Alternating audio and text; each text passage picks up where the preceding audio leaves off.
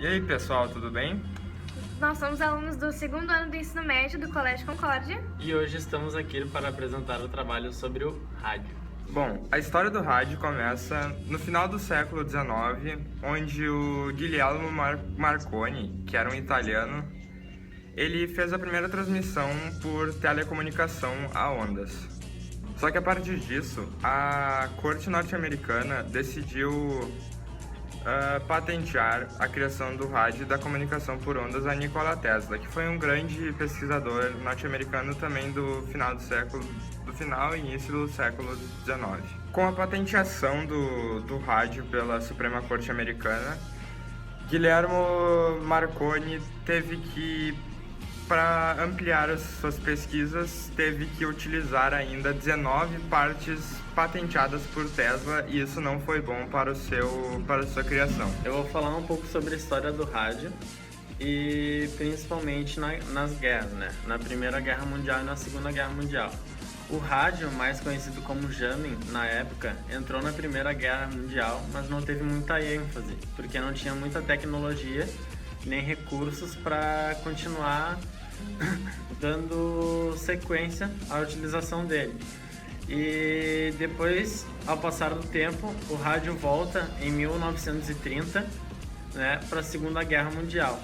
Teve totalmente o domínio da Alemanha, que foi o primeiro país a adquirir o rádio, e assim, utilizando Hitler para se comunicar com o povo através do rádio, causando uma certa forma de fanatismo entre as pessoas, né? Ele falava frases e palavras de motivação e de uma visão só, né? Sem pro povo não ter uma visão mais ampla do que estava acontecendo. E assim, o rádio também era um meio de informar as pessoas do que viria a acontecer e também desinformar elas. Com o passar do tempo, outras nações também começaram a adquirir um meio de interferência, né, sobre o rádio, né? As outras nações começaram a se prevenir, eles conseguiam ouvir o que o Hitler falava para o povo e as suas estratégias e começaram a se prevenir na guerra.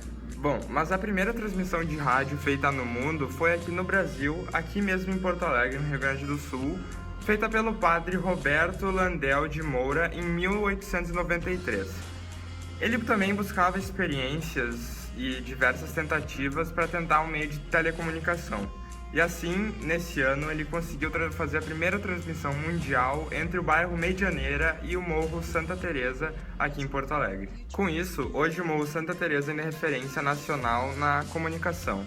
Como hoje lá, aqui são as sedes da Globo, RBS TV, da Record, da Band, da Rádio Gaúcha, que é a mais famosa aqui no Rio Grande do Sul. Todas as suas sedes são lá.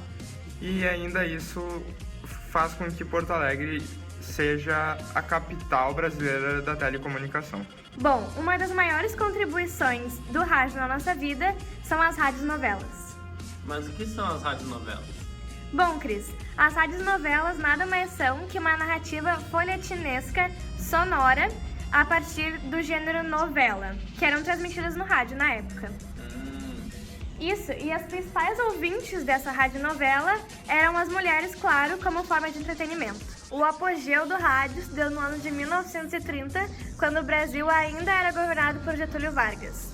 Bom, a maior característica da era de ouro do rádio é que ele deixou de ser explorado somente para a guerra e começou a ser utilizado também como um dos principais, se não o principal, meio de entretenimento. Com a chegada da televisão, os radioatores começaram a migrar para fazer as novelas que a gente conhece hoje. E os sonoplastas eram considerados os grandes trunfos da radionovela na época, porque com os efeitos sonoros da chuva, dos passos dos atores, eles conseguiam deixar as radionovelas muito mais realistas, digamos assim. E qual foi a melhor radionovela? Bom, a principal radionovela brasileira era chamada O Direito de Nascer, de origem cubana. Como todos sabem, antigamente o meio de comunicação era muito difícil, também muito lento. De um país para o outro, por exemplo, para se comunicar era apenas por barcos. Tu mandava uma carta por um barco e só chegava daqui a uns 3, 4 meses no seu destinado. Então, depois do telegrama, né, o rádio começou a facilitar os meios de comunicação. né? Por via rádio, por exemplo, as pessoas conseguiam se comunicar com, vamos dizer, uma expansão maior, né, de território.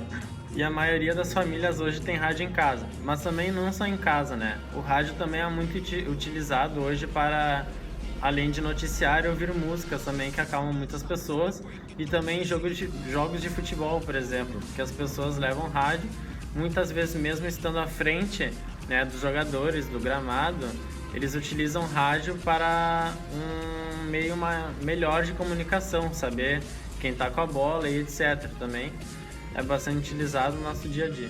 Bom, as ondas de rádio são cientificamente conhecidas como ondas hertzianas, tanto AM como a FM, que AM significa modulação de amplitude e FM significa modulação de frequência.